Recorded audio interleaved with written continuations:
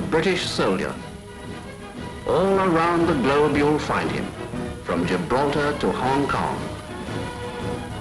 Everywhere he stands against the threatening years, staunch symbol of our common will to order.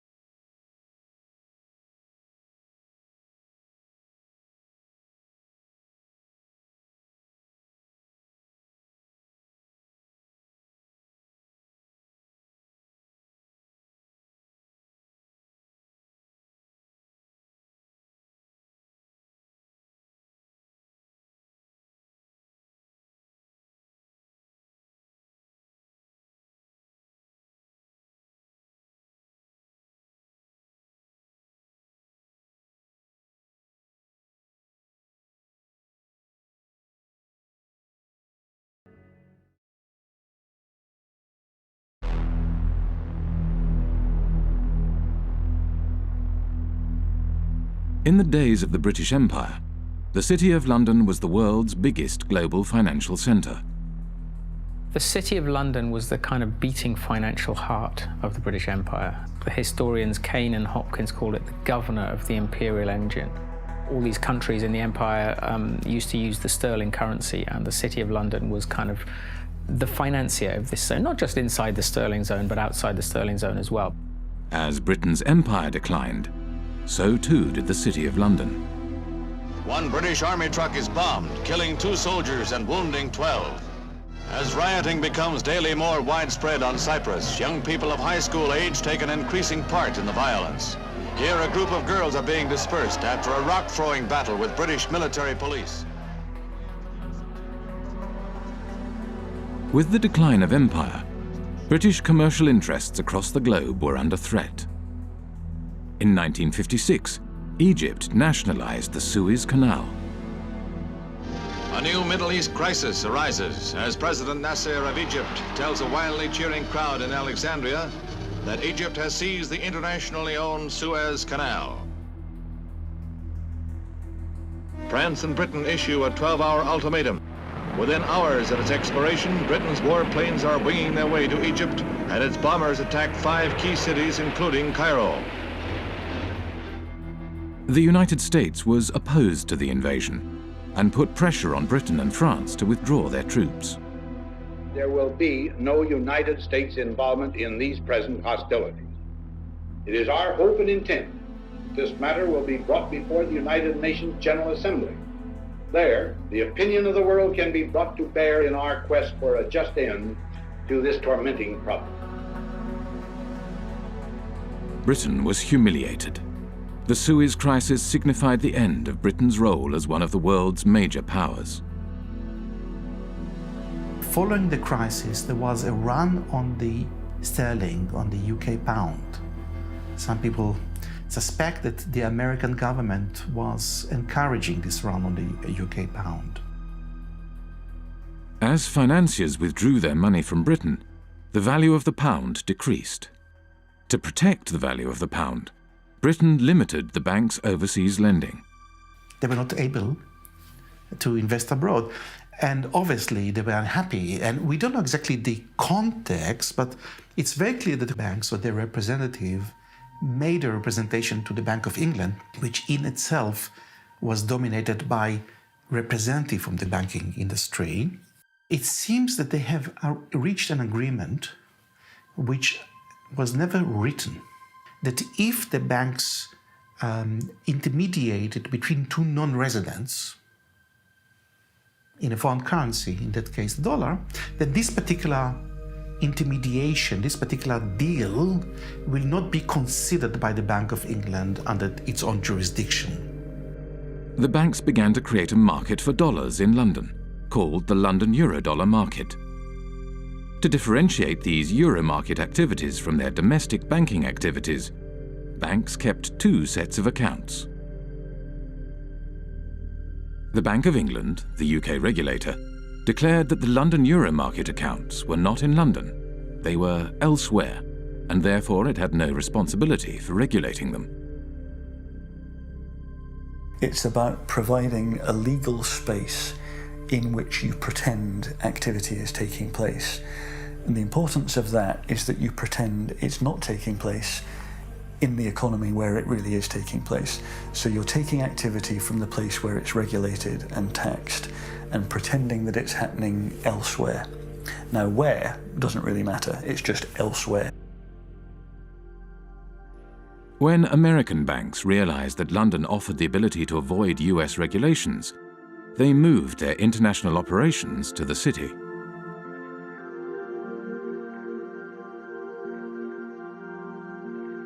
Around the same time as American banks were moving their international operations to London, another new kind of financial space began to emerge, far away from London, in Britain's overseas jurisdictions, the last remnants of empire.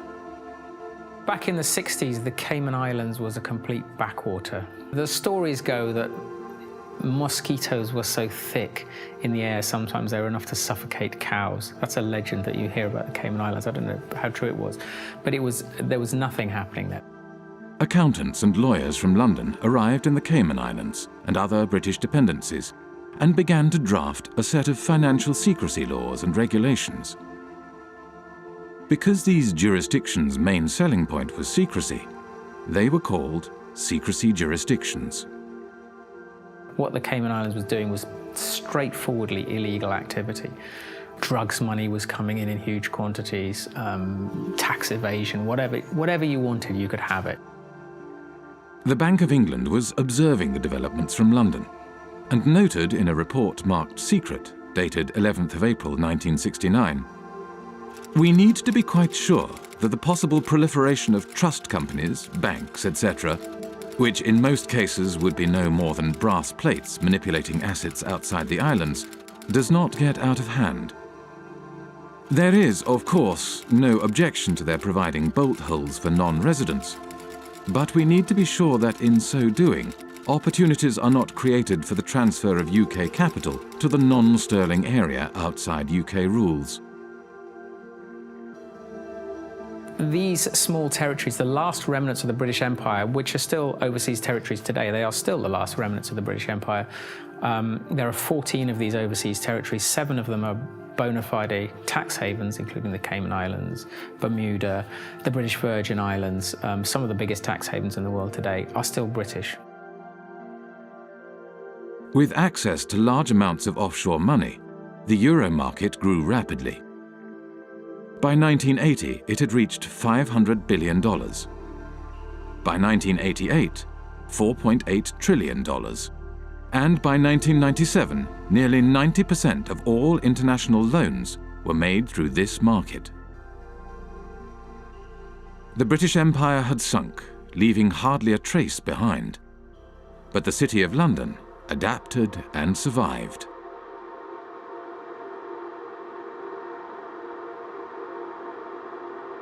The City of London, London's financial district, is a peculiar place. It has been called a city within a city, a state within a state. It is run by an organisation called the City of London Corporation, a private company that performs all the functions of a local council with a private police force and private courts. Those of you who aren't from the UK, some of you even who are, might not be aware just how weird a thing the little City of London is within the big London. The City of London is a separate entity to the wider London, and it has its own head, the Lord Mayor, who's distinct from the Mayor, who runs the rest of London. Every November, the city stages the Lord Mayor's Show, the world's oldest civic procession.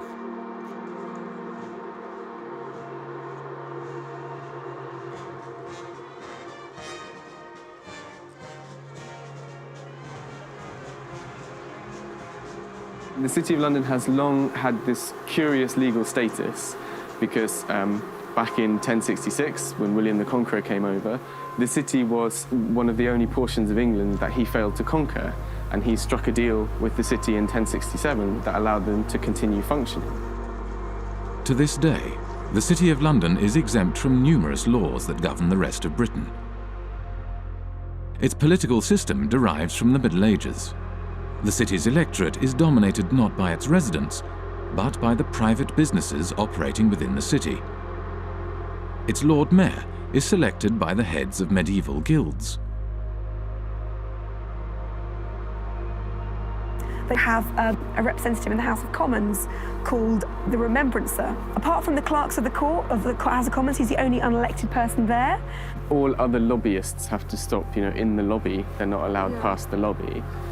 The City of London has a permanent representative in the House of Commons, whose role is to report back to the City of London Corporation and to lobby Parliament on behalf of the city. The Corporation of London, clearly, it's a unique and interesting phenomenon that should have attracted many political scientists, political economists and economists. But I don't know of anyone who has studied systematically the Corporation of London and its impact on policy or economic policy. So we can only surmise. Some people assume or surmise that the Corporation of London is extremely powerful and is able in one way or another to shape British policy, particularly in financial matters. Clement Attlee, the Prime Minister after the Second World War, had something to say about the City of London Corporation. He did, yes. So over and over again, we have seen that there is in this country another power than that which has its seat at Westminster. The City of London, a convenient term for a collection of financial interests, is able to assert itself against the government of the country. Those who control money can pursue a policy at home and abroad, contrary to that which has been decided by the people.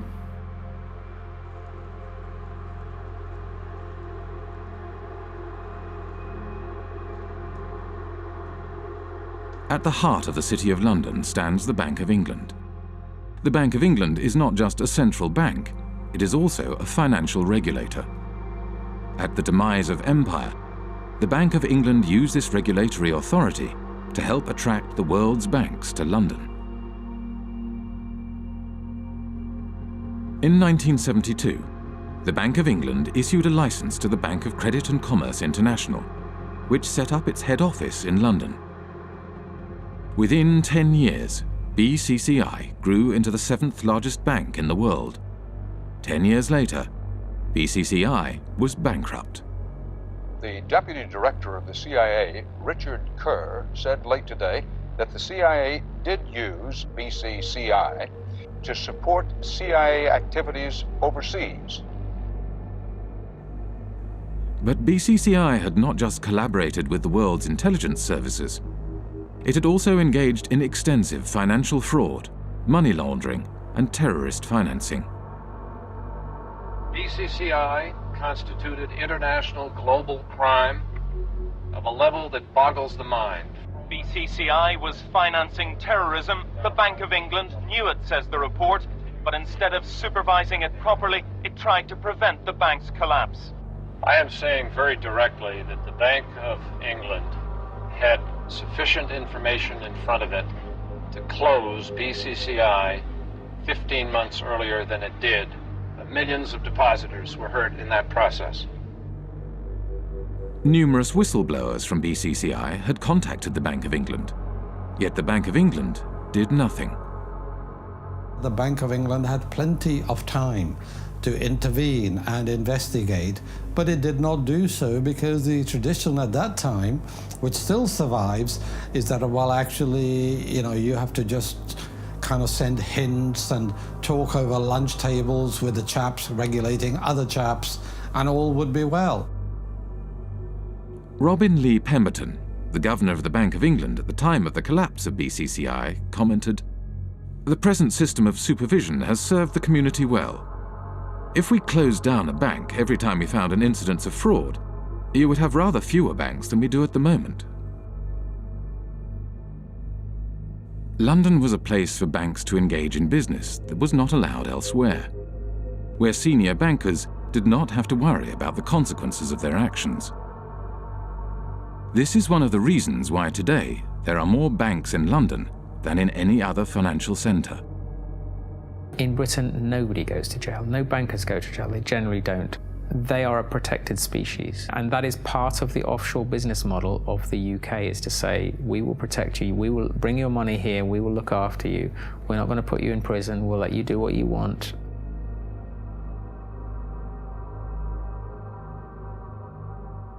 Light touch regulation was one way of attracting business to London. Another was secrecy. From the 1960s onwards, City of London institutions began to establish offshore branches in former outposts of the British Empire. Their aim was to create offshore centres with strong secrecy legislation in order to attract capital from across the globe. Swiss banking secrecy is the most famous, the most well-known. You put your money in a Swiss bank and they promise not to tell anybody, and that's one kind of secrecy. But another kind of secrecy, which is very British, is the trust. And the trust is a very slippery, complicated and devious mechanism. Trusts emerged, the legend has it, from the time of the Crusades, when the knights would go off and fight in foreign lands, and they would leave their assets in the care of trusted stewards. What trusts do ultimately is they play with the concept of ownership. Ownership is not such a simple thing. So the settlor, the knight in this case, would hand over the assets to someone who these days would be called a trustee. It's often a lawyer. Legally, you are separated from those assets. They're not yours anymore. There's a barrier. You can't be taxed on them. Nobody's going to find anything about your connection to these assets. In Britain's offshore jurisdictions, no qualifications are necessary to be a trustee. Anyone can set up a trust and act as a trustee. There is no registry of trusts. There are no bodies to certify that a trust has been set up. The only persons who know about the creation of this agreement are the trustee and the settlor. There's no obligation to register it. There is no financial reporting obligation of trusts. They're not required to put annual statements onto account anywhere. So actually trusts are, to all intents and purposes, invisible arrangements. Economist John Christensen was an economic advisor to the secrecy jurisdiction of Jersey for 10 years. We're not talking about a few million. We're talking now about trillions. Trillions of dollars of capital, which apparently belong to nobody. For tax purposes and for other purposes, they belong to nobody.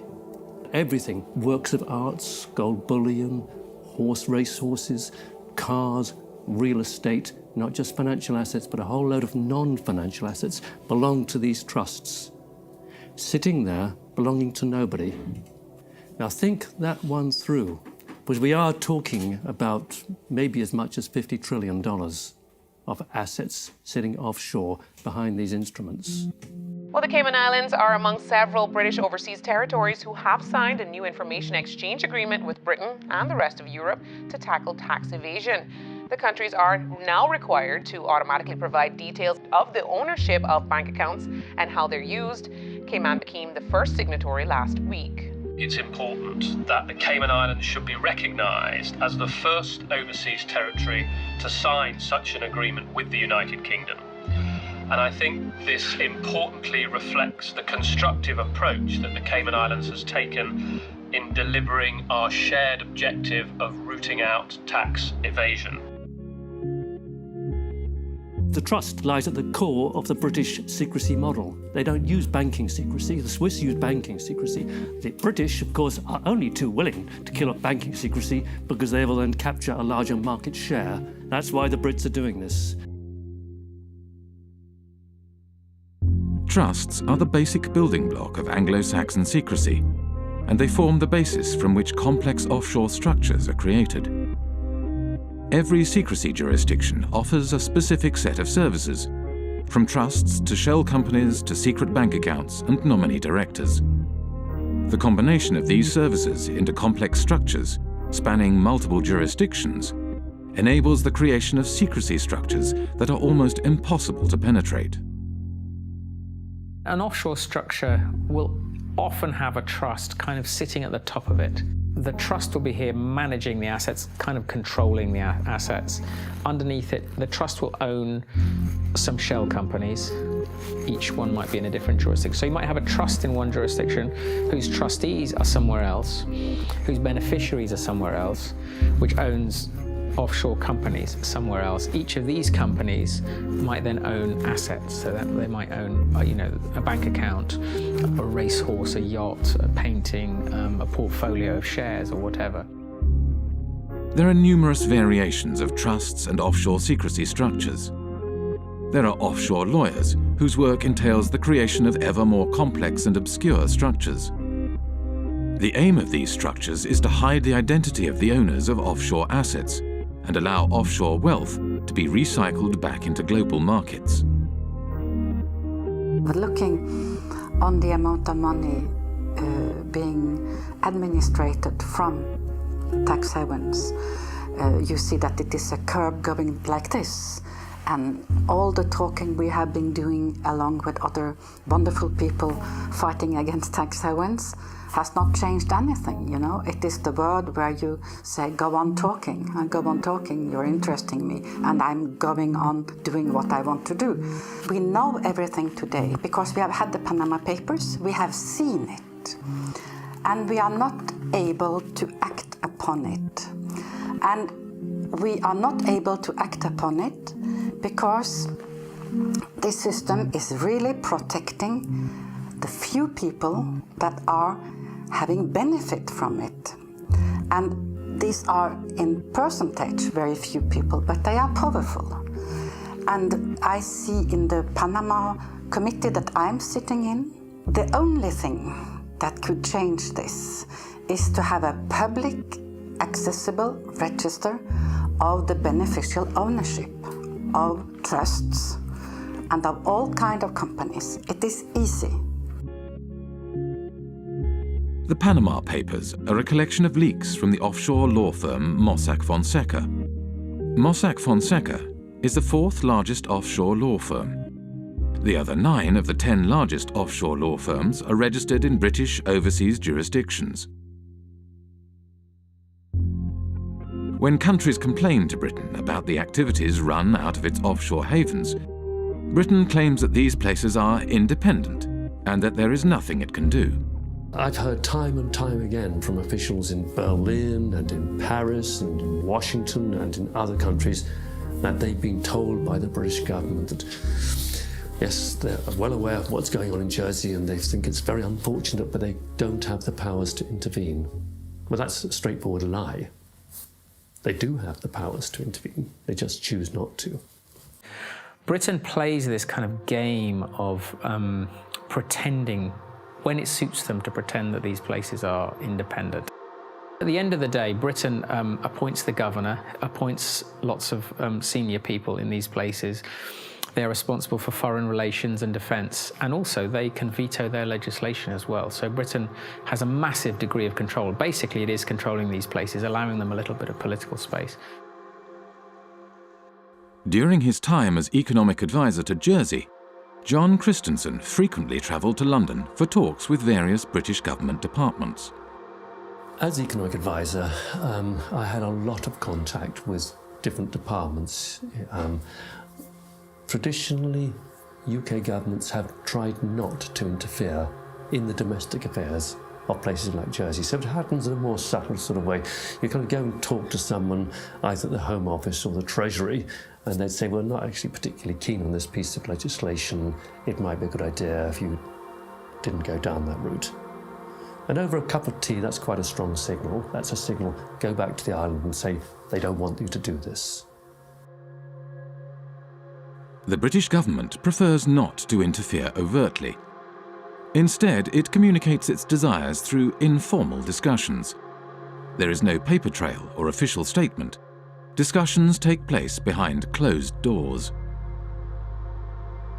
The relationship that these places have with London is very much about the British establishment and people understanding each other. I mean, anybody who is British or knows British people knows that communication between us is often very subtle, and you have to kind of know the codes when people say stuff. I mean, a lot of irony involved and a lot of kind of codified language of the British establishment that people kind of understand how it works. And I think that is very much the case with the British relationship with the tax havens. I think there's a lot of understanding of what we can and can't do without anyone having to actually spell it out. By keeping its power hidden, Britain is able to claim that these jurisdictions are politically autonomous. Independence for Cayman is not on government's agenda. That's the message being sent to the UN Special Committee on Decolonization. Attorney Steve McPhail will be representing government at the UN meeting. The committee was set up to help colonies around the world on the road to independence. But Mr. McPhail says he'll be making it clear that Cayman is not ready for that transition.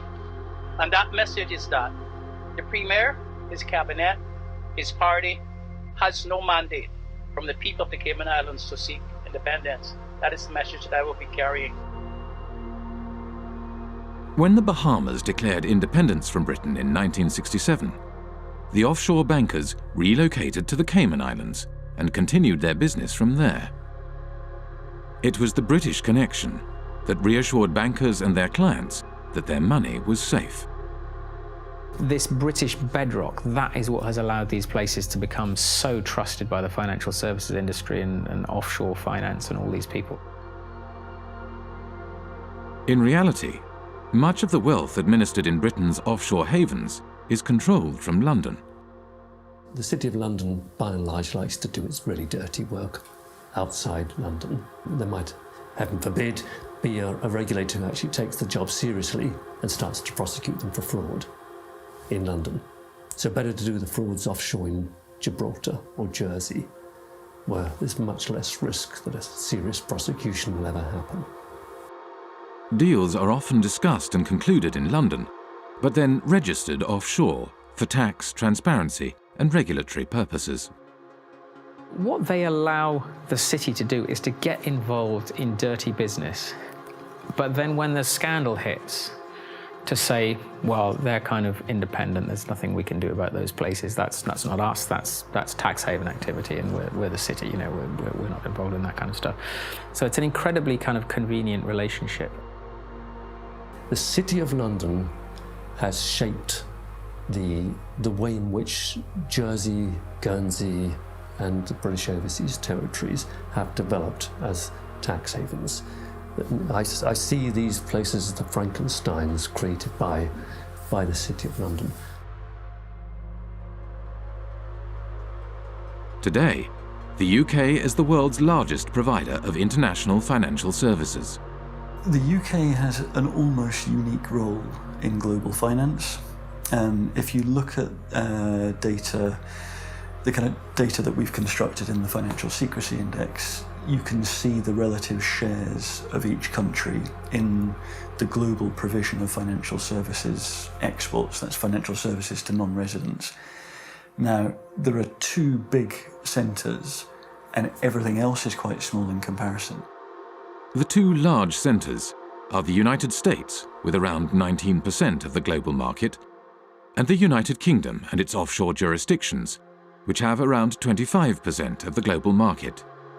And if you add to that other jurisdictions, ex-colonies, but recently independent, fairly recently, by which I mean Hong Kong, Singapore, maybe even Dubai and Bahrain, and Cyprus, then you reach a figure of nearly 40%. And I think that figure represents better the position of London in the global financial market. The soldiers left, the administrators left all the colonies, but they still kept a significant degree of control over the financial flows from these former former parts of empire in the rest of the world. So you could describe it as a second empire, Britain's second empire, sort of hidden financial empire spanning large parts of the globe. At the time of the British Empire, the City of London was the world's largest global financial centre. Not only Britain's colonies, but also independent countries did their banking in London and used the empire's currency for trade and financing. As the empire declined, so too did the City of London. The establishment of the London Euro market enabled City of London banks to continue to exploit their empire-era networks and expertise, and the creation of secrecy jurisdictions gave banks access to large amounts of cheap money. International banks from across the globe set up branches in London and Britain's offshore jurisdictions in order to take advantage of this new system. This system has taken the place of the occupation, up till 62 for France, I don't know for England, but about the same time. England were physically present in India, for instance, or in other colonies. And when you look at the money flows through the tax havens, they are increasing when we withdraw from the colonies.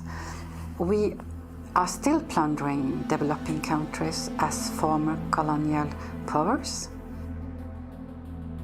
Wealthy individuals, organized crime, and corporations shifted their wealth offshore in exchange for secrecy and no tax. And as countries around the world began to deregulate and open their economies, it became ever easier to do so.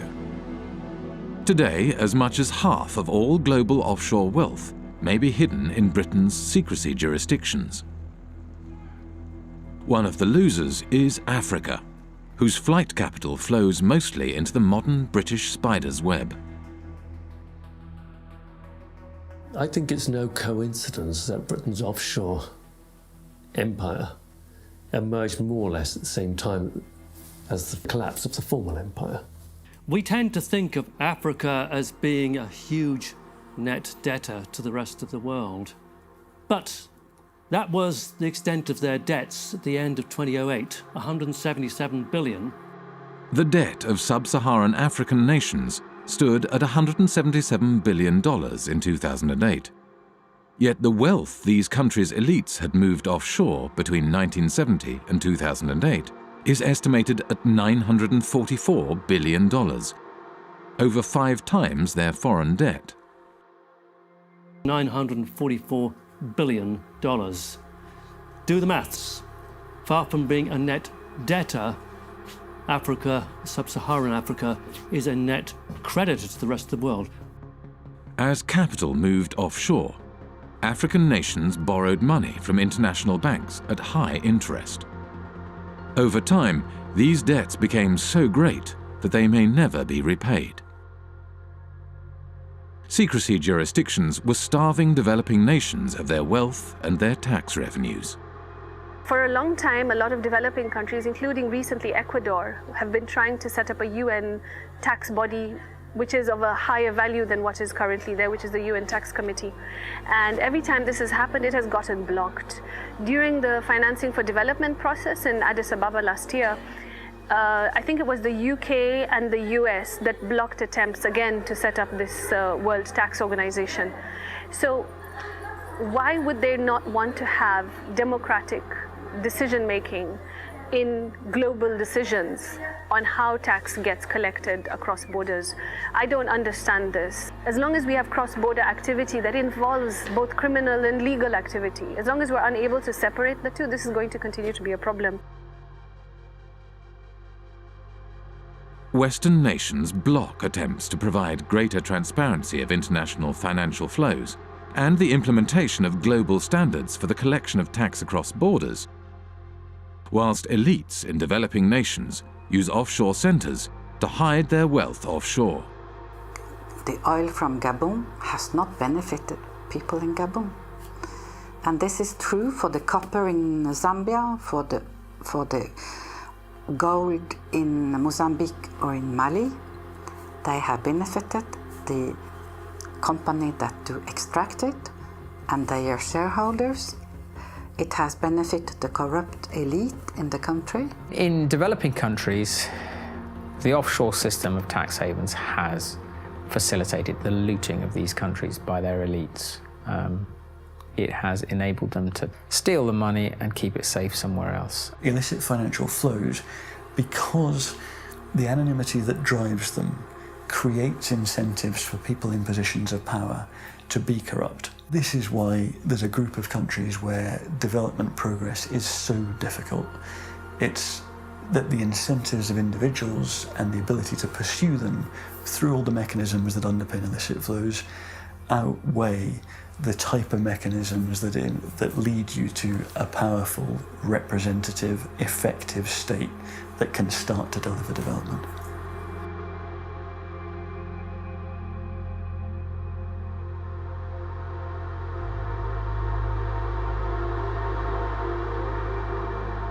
Worldwide, developing countries lose over $1 trillion every year in capital flight and tax evasion.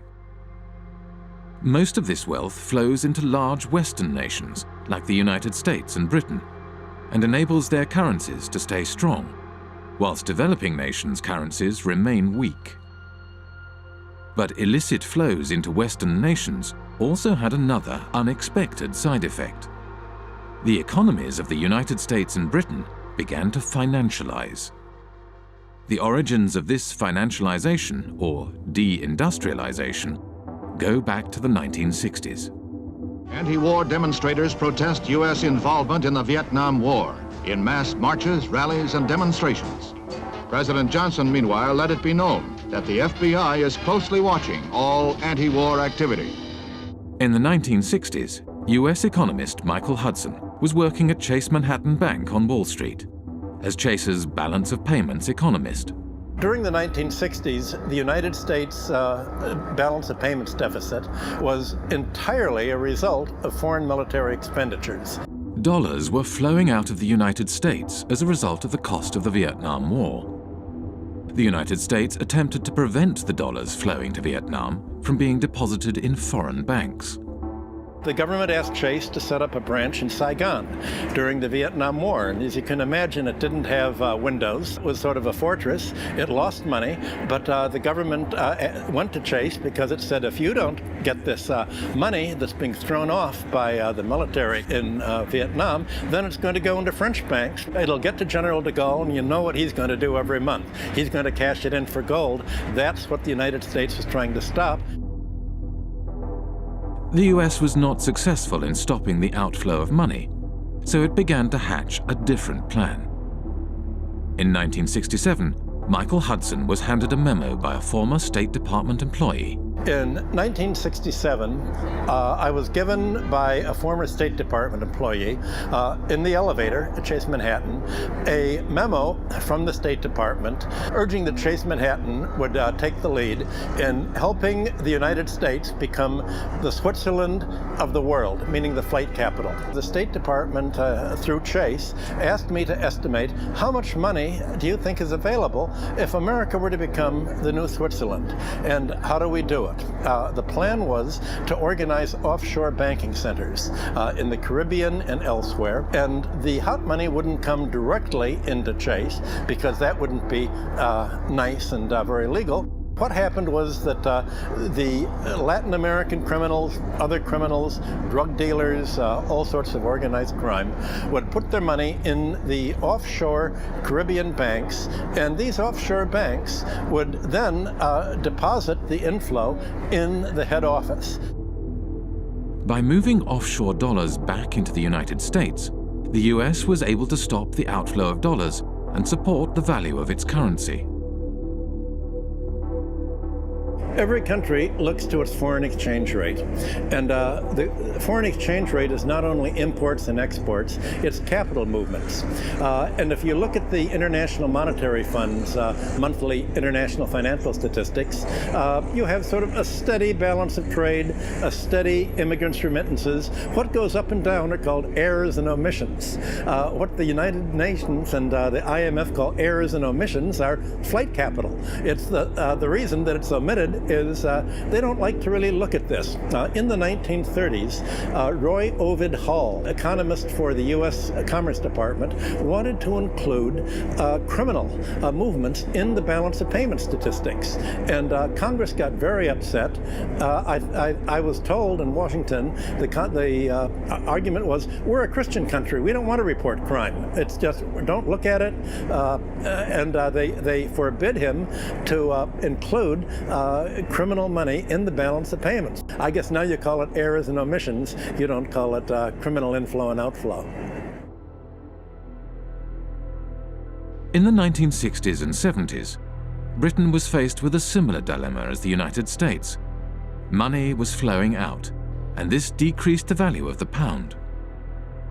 Britain realized that it, too, could support the value of its currency by opening its domestic markets to the trillions of dollars passing through its offshore havens. But just as in the United States, this had an unexpected side effect. The British banks today, just as in the 19th century, don't put their money into British manufacturing. They put their money into real estate speculation, into financial speculation, foreign currency trade. So the financialization of London has helped deindustrialize the country because it's enabled sterling to be supported by this huge inflow of hot money, this inflow of drug dealing money and criminal money and tax evasion money all over the world that is going to London instead of going to Switzerland, Liechtenstein, or the Caribbean.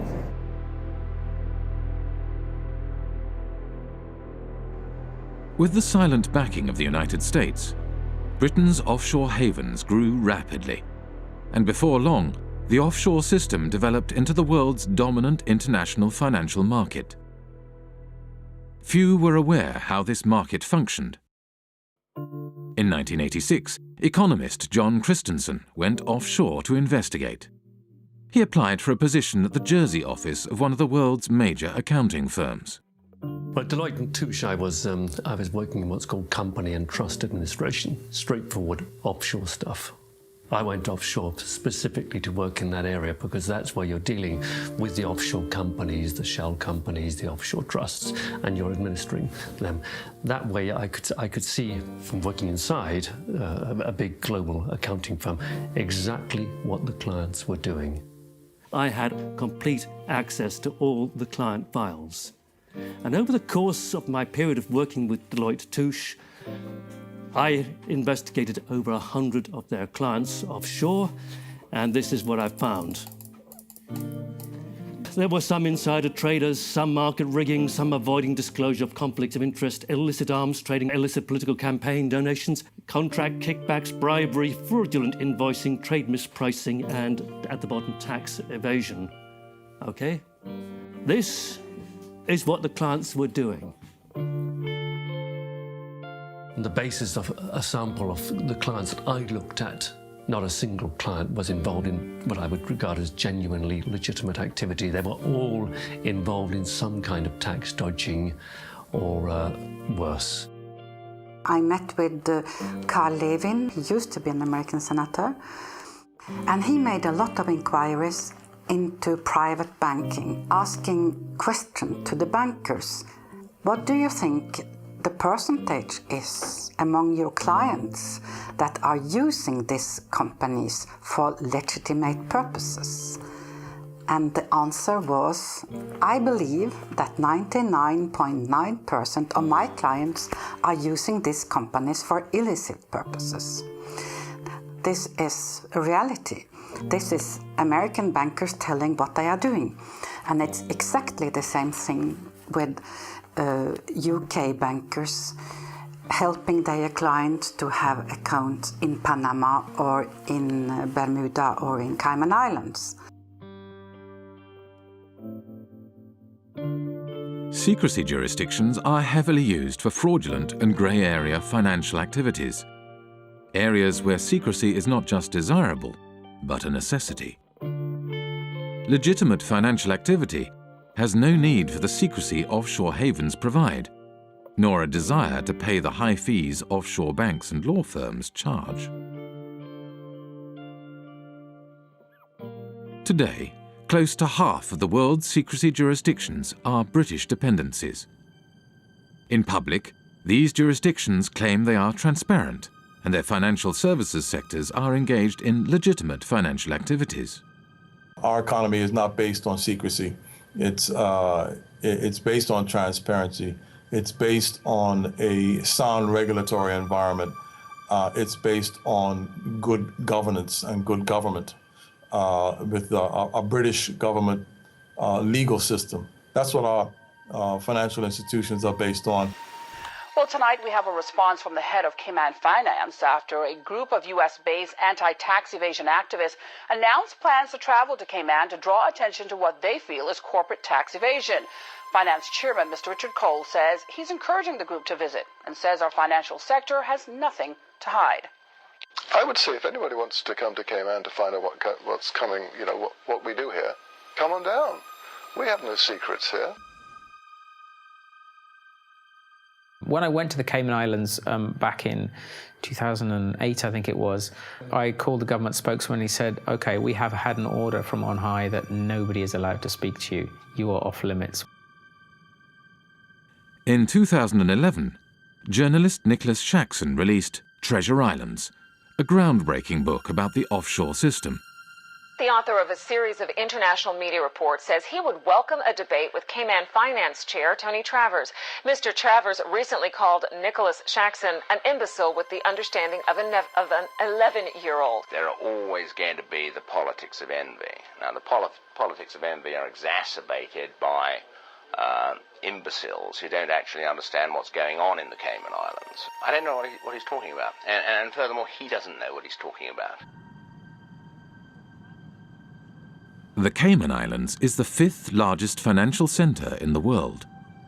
It hosts 80,000 registered companies, over 3/4 of the world's hedge funds, and $1.9 trillion in deposits.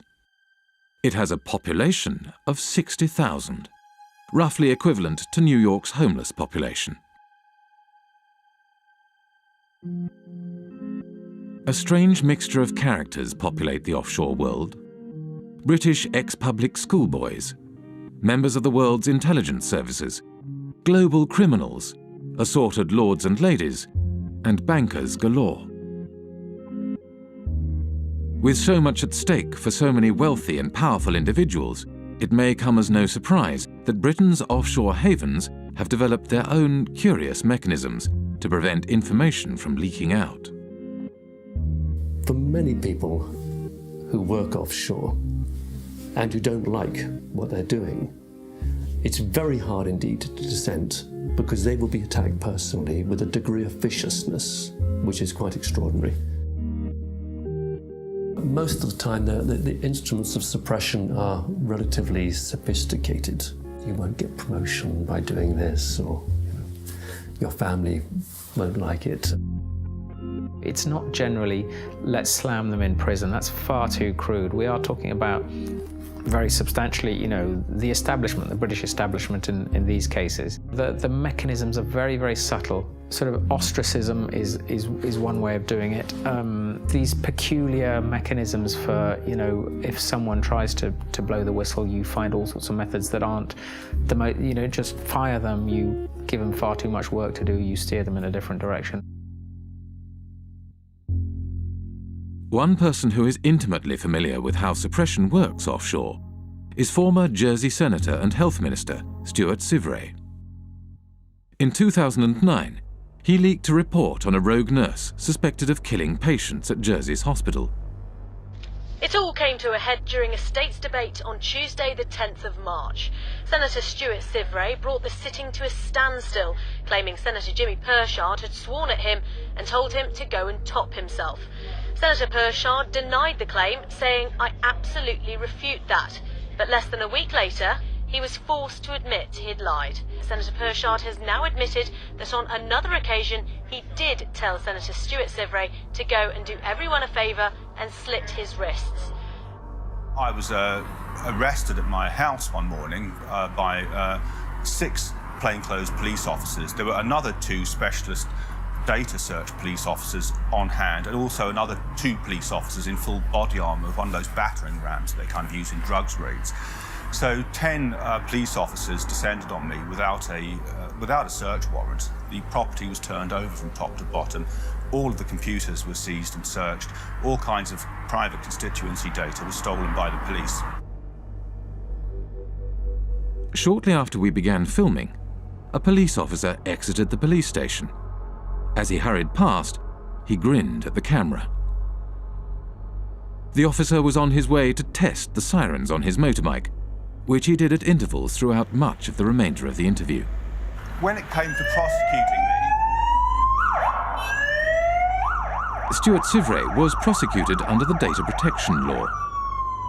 when the authorities were prosecuting me, I claimed that this was a legitimate public interest disclosure defence. And I, with an expert witness, was able to produce a set of reports that effectively destroyed the prosecution case. In reaction to this, the magistrates ruled that Stuart Sivray's defence case, that he had leaked the report in the public interest, would no longer be admissible, but continued to prosecute him all the same, without a defence case. Over the past 7 years, Stuart Sivray has been repeatedly taken to court and imprisoned 3 times. He does not know when or if the persecution will end, nor does he know when he will find himself behind bars again. To look at Jersey from the outside, it looks like it's got a prosecution system, it looks like it's got a court and a legislature, but none of it's real. It's a Potemkin village. None of these systems in Jersey meet the tests of being objective or actually functioning properly. The experience that Stuart Sivray had is, he's perhaps at the blunter end of the scale. He was simply suppressed and taken to court on trumped-up charges. So let's carry on pretending to do the interview. They might get bored. This is the kind of how oppression happens in Jersey. You see, all kinds of little things get done to harass people. Even they don't often go to the kind of extremes that they did against me in terms of actually arresting me and putting me in prison. But the authorities use all kinds of other lesser little methods to interfere with people, kind of sabotage things. Obstruct people, make life difficult for people. If you annoy the establishment in Jersey, you won't get a job here. Your children won't get decent jobs. That's kind of how it works. I went to Jersey in March 2009 with Nick Shaxson. About 24 hours after we arrived in Jersey, we were there for several days. Nick said, have you noticed that we're being followed? Ever since we arrived at the airport, we've been followed. He said, don't look now, but we're being followed now. Turns out he was quite correct. We were being followed. And I found that very disturbing indeed.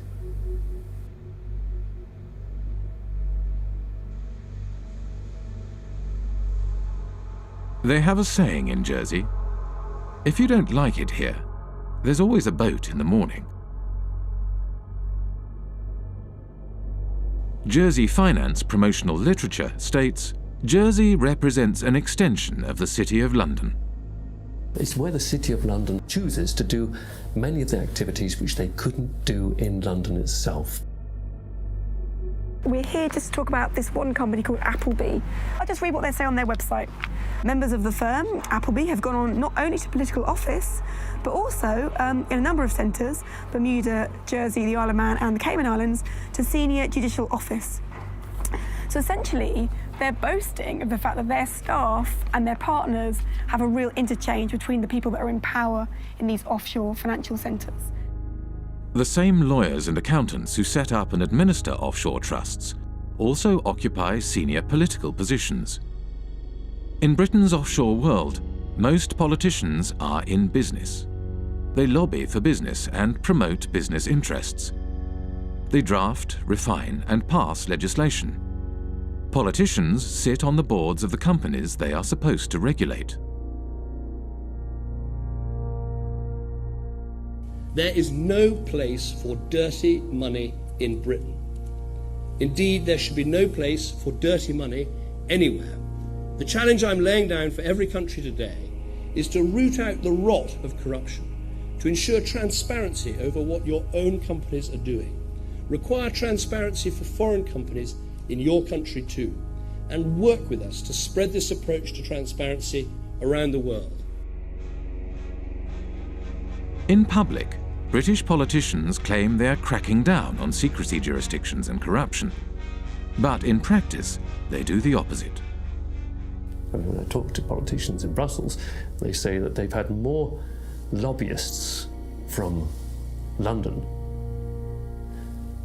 and including politicians, come to them to protect the City of London's interests than they've had from every other European member state combined, which gives you some idea of the extent to which British politicians see themselves as essentially lobbyists for the City of London.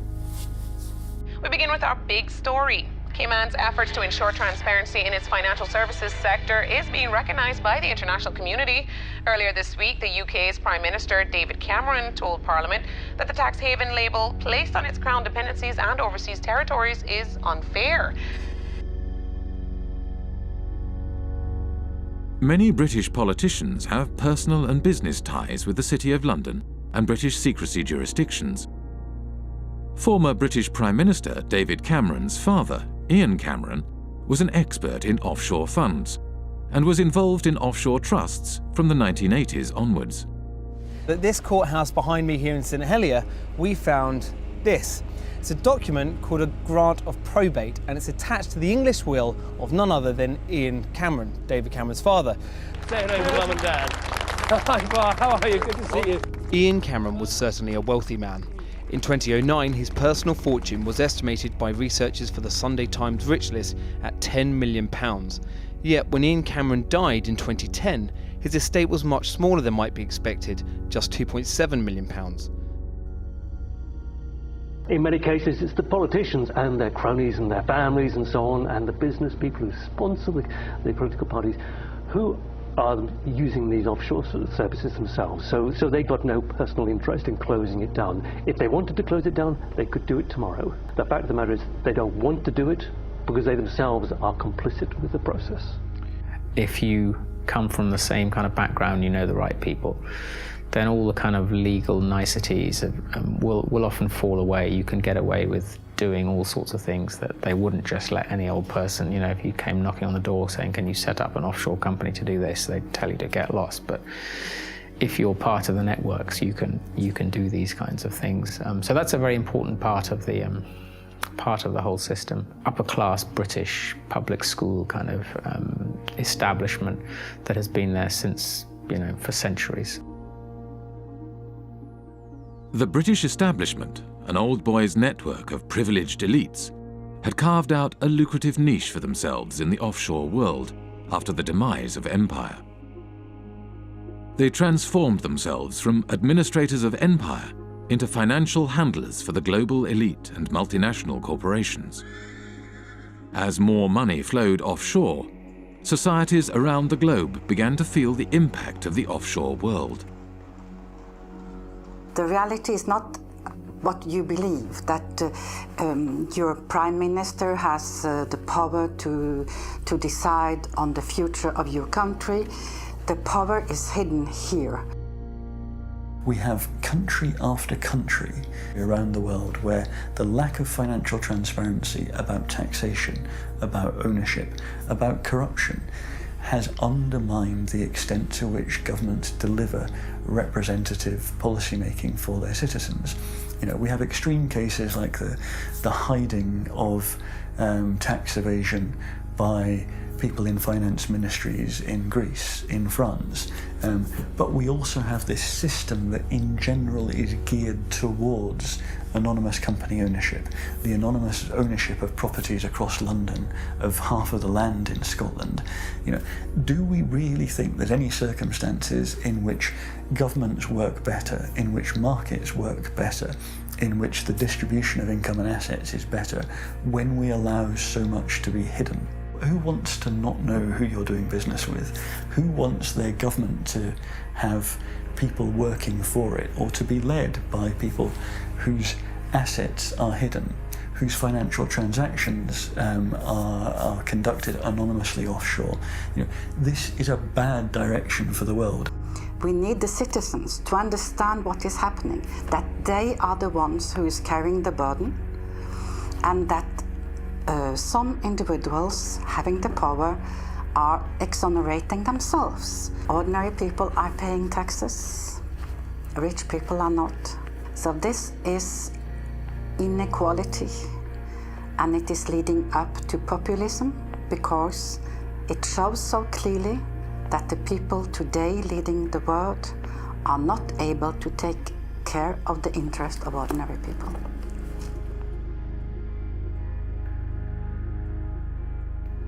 Back in the 60s and 70s, tax evasion or pushing back against taxation, it was kind of seen as anti-establishment. So, the Rolling Stones and Phil Collins, all these people kind of going offshore, going away.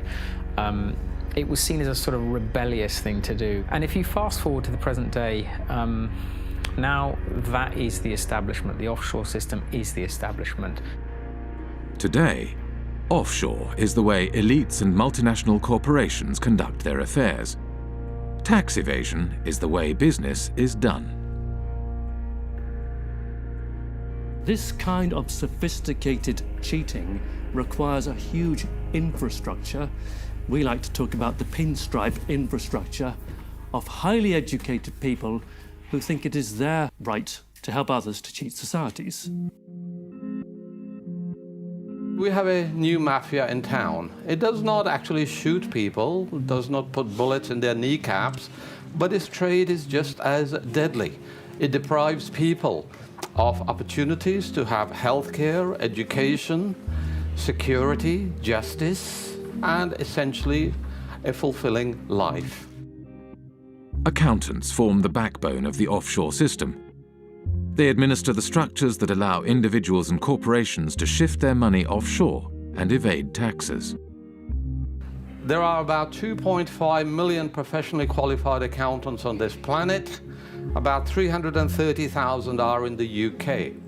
Well-known people, well-dressed, well-fed, highly paid, are sitting in city centre offices, and they are paid to dream up tax avoidance schemes for individuals and for corporations.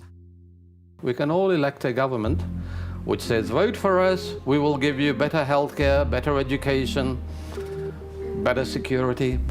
And next day accountant says, sorry about that, folks, you elected this government, but we actually got a tax avoidance scheme, and the Amazons and the Googles and Microsofts won't be paying any taxes in your jurisdiction. Too bad. You voted for it, but actually you're going to get something else. So it's a crazy world that part of the business model at big accountancy firms is how to deny public the services by erosion of tax revenues. And these firms are then rewarded with government-funded contracts, and the same firms are then advising local governments and the central governments, and the same firms then report on the company accounts and tell us all is well. When I argue this with a Pricewaterhouse partner in a face-to-face debate, he said, Professor Sicker, you never give us credit for anything. We generate millions of dollars of revenues, and we have lots and lots of satisfied clients. What is your problem? And my response was very simple: that's the language of drug pushers and pimps.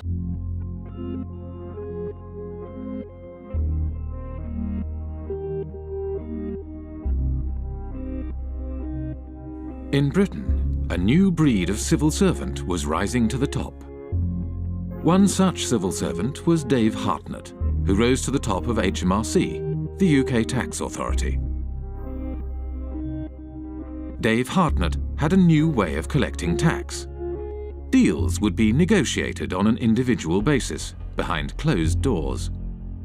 In the case of the largest clients, Dave Hartnett frequently led the negotiations himself. British Telecom was one of the first companies through the programme and received a refund of over £1 billion. BT's chief executive, Ben Verweyen, wrote, "Earnings per share up 14%, and nice to know that we have a £1 billion credit from the taxman." Dave Hartnett claimed this approach was more efficient. Litigation in the courts is really phenomenally expensive in this day and age all over the world, and I think is to be avoided where possible. And the art is to persuade people to pay by strength of argument and the like.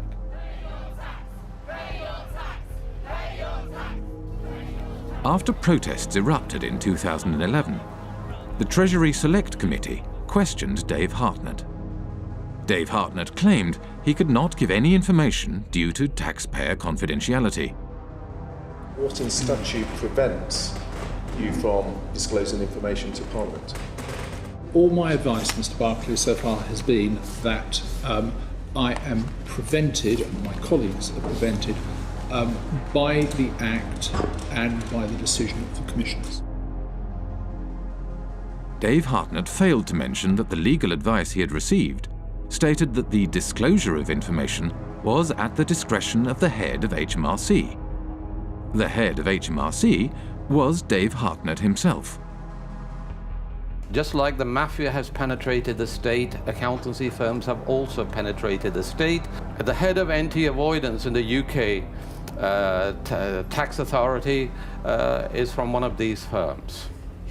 The newly appointed chairman of Her Majesty's Revenue and Customs, which is a tax authority, is a partner from KPMG.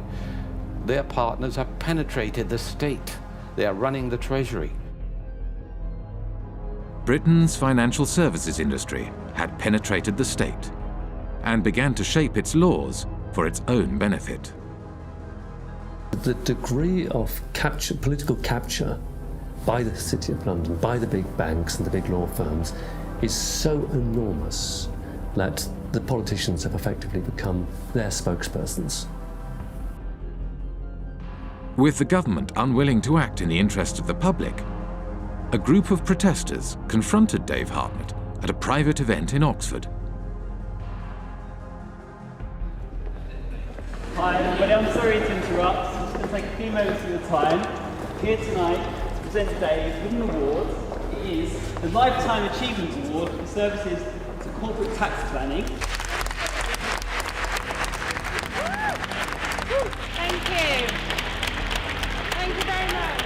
Dave's been a great friend to the industry, a great friend to many of us over the years, and really we just can't thank him enough for what he's done. Obviously us at Vodafone, it saved us billions off our tax bill, and our friends at Goldman Sachs as well, we've also saved us millions 25 million or so. These people are trespassers and intruders. And I know you've had problems with pesky This is an unlawful conspiracy to trespass. And you will go, sir. You will depart immediately before we set the dogs on you.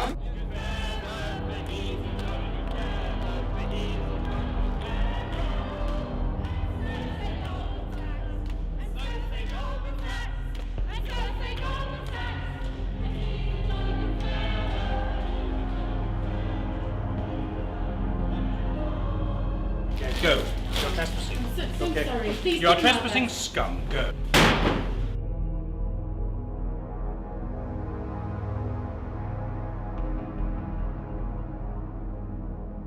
After his retirement, Dave Hartnett moved to the private sector. One of his positions was at accountancy firm Deloitte, where he advises foreign governments on corporate taxation. Dave Hartnett is a companion of the Order of the Bath, an honour bestowed on him by the British monarch. We have former ministers acting as advisors to accountancy firms. Accountancy firms provide jobs and consultancies for potential ministers. To my mind, really, it's an indication of corrupt structures. People are buying and selling influences. When a former minister works for an accountancy firm, he's not providing any accounting knowledge, he's opening political opportunities, home and abroad. That is what they are doing. I hope by now you'll share my view that I don't trust most bankers, I don't trust most lawyers, I don't trust most accounting firms. I actually think they're engaged in a conspiracy against public interest. In Britain, secrecy and complexity in finance and government help to obscure corruption in public office. Financial structures are often so complex that even after they are publicly revealed, they are not widely recognized for what they are. An example of this is PFI, the Private Finance Initiative. PFI is Private Finance Initiative. It is a way of funding public infrastructure, things like hospitals, schools, roads and bridges, but financing them via the private sector rather than the historical method, which is via central government. Over a period of 30 or 40 years, the amount of kind of repayment costs will be sort of 3 or 4 times higher overall than if you borrowed it from central government in the first place. So it's basically a giant accounting scam. Once the PFI policy has been set up, you find that the big 4 accountancy firms were actually paid members of staff within the Treasury Department who were then actually going around and selling and advising upon the implementation of PFI contracts by public authorities. Effectively saying, come to us and we will show you how to derive the most benefit from it. In other words, how to perhaps exploit the legislation. Even the offices of the state tax authority are now owned offshore. HMRC, which is the tax collector here in the UK, their offices are owned in Bermuda by a company called Mapley Steps. It's quite incredible. The company that owns the PFI contract to run HMRC's head office borrowed money from offshore investors at 15% interest. Because the interest was so high, the company was losing money. Therefore, it did not pay tax. In 2011, HMRC could not prove that any PFI company was paying any tax in the UK. I think we need to have a serious conversation about the role of government in this whole debacle and how much our government has been penetrated by big banks and accountancy firms, and ultimately in whose interest it operates.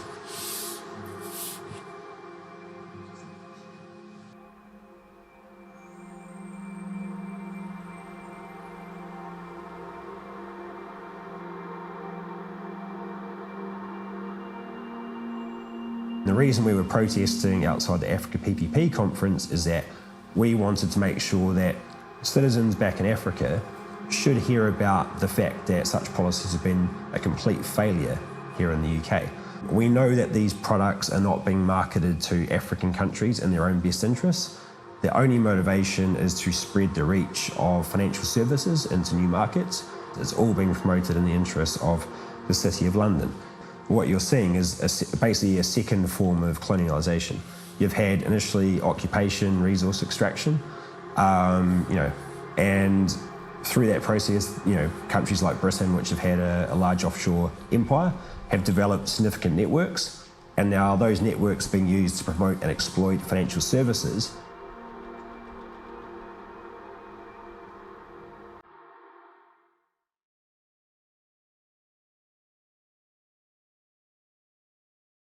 The City of London was the beating financial heart of the British Empire. As Britain's empire declined, the city transformed itself from a hub operating the financial machinery of empire into a global financial centre. Former insignificant outposts of empire became the basis for a spider's web of offshore secrecy jurisdictions that captured wealth from across the globe and funneled it to the City of London. Today, 25% of international finance is conducted on British territory. almost half of the world's secrecy jurisdictions are under British protection.